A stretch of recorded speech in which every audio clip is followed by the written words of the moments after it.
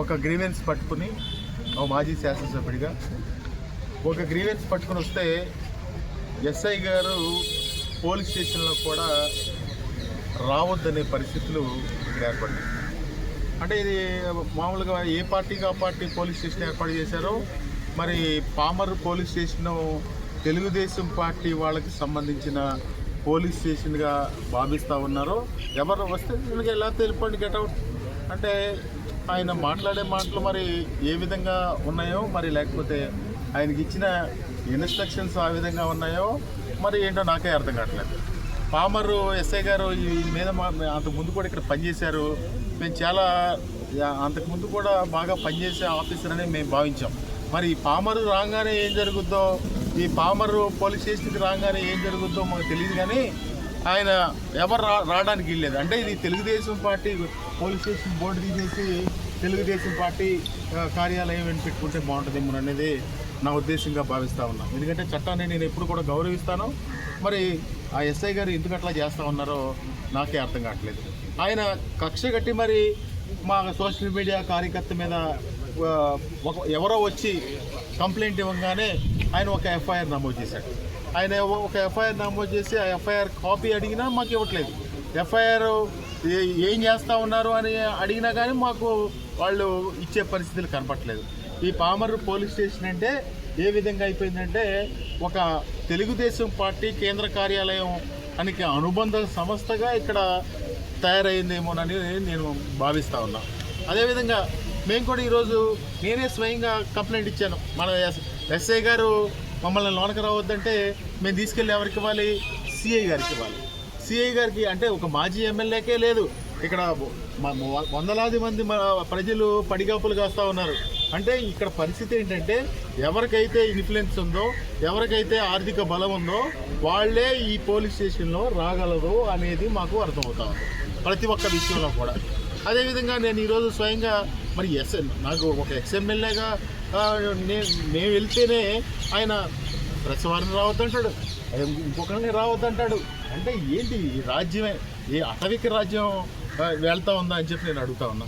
అంటే ఇష్టం వచ్చినట్టు మాట్లాడితే ఎవరికి అందరికీ మనోభావాలు ఉంటాయి, అందరికీ మా మనోభావాలు మాకు ఉంటాయి. మేము తప్పకుండా కూడా నెక్స్ట్ ఫోరంని ఆశ్రయిస్తాం. నేను నిజంగా కూడా హ్యూమన్ రైట్స్కి వెళ్తాను. హ్యూమన్ రైట్స్కి పోయినసారి ఎందుకులే అని దాని గొడవలోగా పోలేదు. తప్పకుండా అంటే ఒక చిన్న చితక వాళ్ళనే ఈ పోలీస్ స్టేషన్కి వచ్చే పరిస్థితి లేదు. పేదవాడికి న్యాయం అసలు జరిగే పరిస్థితి లేదు. ఈ విధంగా ఈ పామర్ పోలీస్ స్టేషన్ ఒక ఆర్థిక లావాదేవీలకు కేంద్రంగా తయారైందని చెప్పి ఈ సందర్భంగా తెలియజేస్తా ఉన్నాను. అదేవిధంగా నేను కూడా ఇప్పుడు సిఐ గారికి ఒక కంప్లైంట్ ఇచ్చాను. స్వయంగా నేనే ఒక కంప్లైంట్ ఇచ్చాను.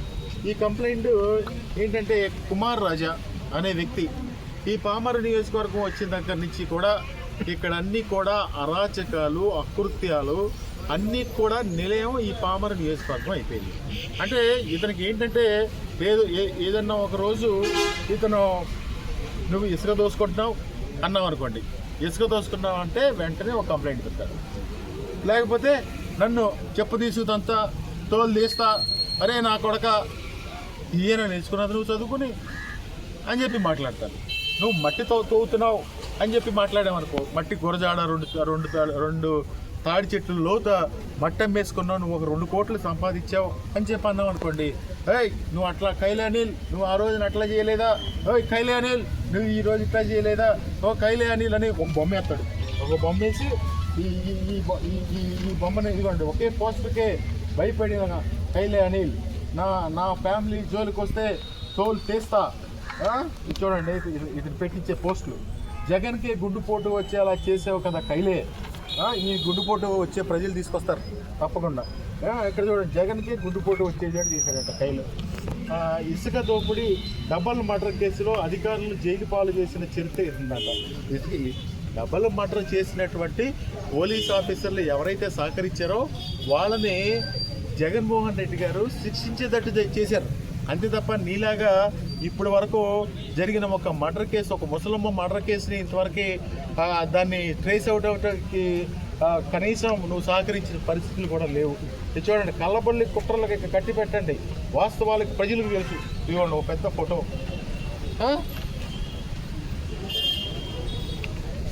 ఇదిగోండి పార్టీలు చూడట్లేదంట, ప్రజలకు కష్టం చూసా, వైసీపీ వాళ్ళకి కూడా సీఎంఆర్ఎఫ్ చక్కెర ఇచ్చాడంట, ఊసరవెల్లి కైలే అనిల్ అంట.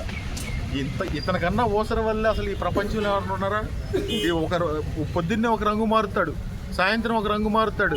నీకు ఇసుక పట్టుకెళ్తాడు కోపం వచ్చేస్తుంది.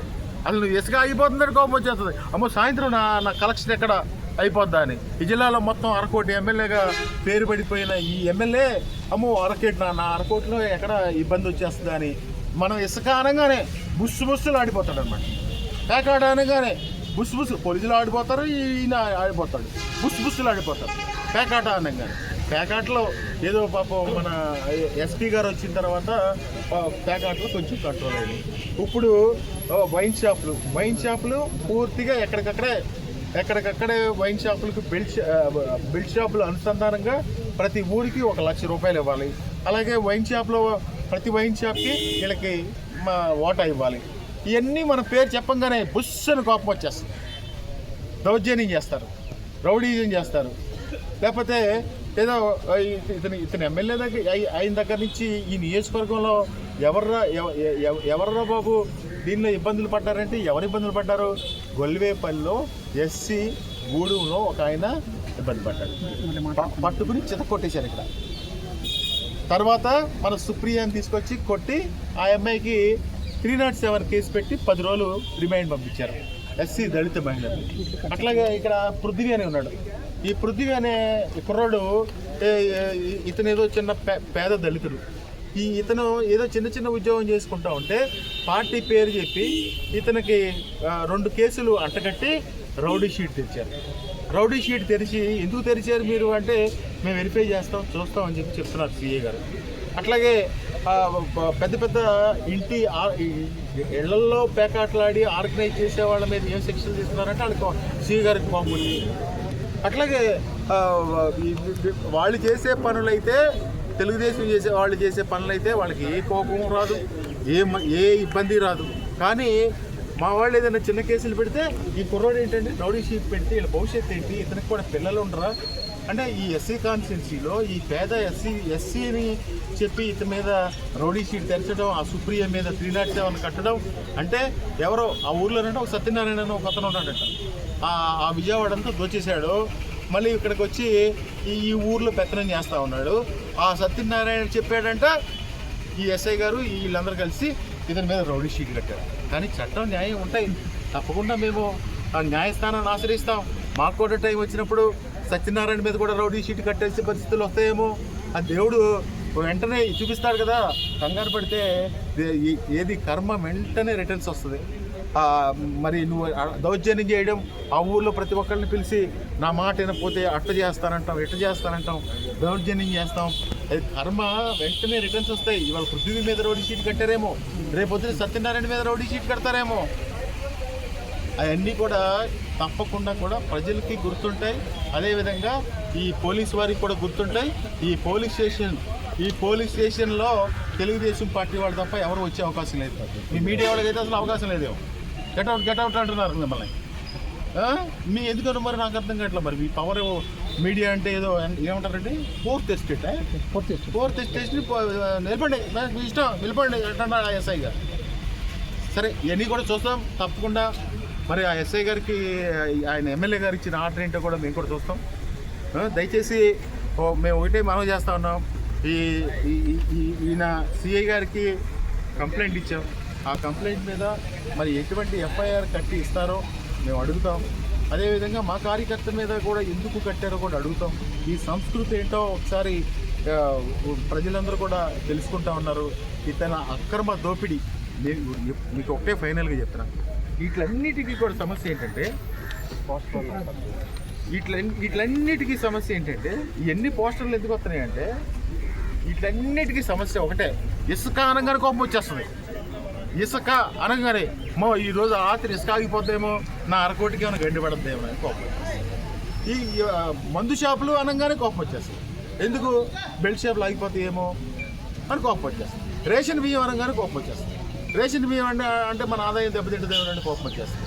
మళ్ళీ ఇంకోటి ఏదన్నా నువ్వు తప్పు చేస్తున్నావు, చిన్న చిన్న ఉద్యోగాల్లో డబ్బులు పంపించేస్తావు. అంటే నీకు ఎక్కడ సమస్య వస్తుందంటే నీ అవినీతిని ఎత్తిన రోజున, నీ అవినీతిని ఎత్తి చూపిన రోజున ఎవరో ఒకరి మీద కేసు పడుద్ది, లేదంటే కైలా అనిల్ కుమార్ని చెప్పు తీసి కొడతాడు, లేకపోతే తోలు తీసేస్తాడు, ఏంట్రా నా కొడక అంటాడు, లేకపోతే ఇంకోటి మాట్లాడతాడు, నేను అది చేసేస్తానంటాడు, లేకపోతే నేను ఇది చేసేస్తానంటాడు.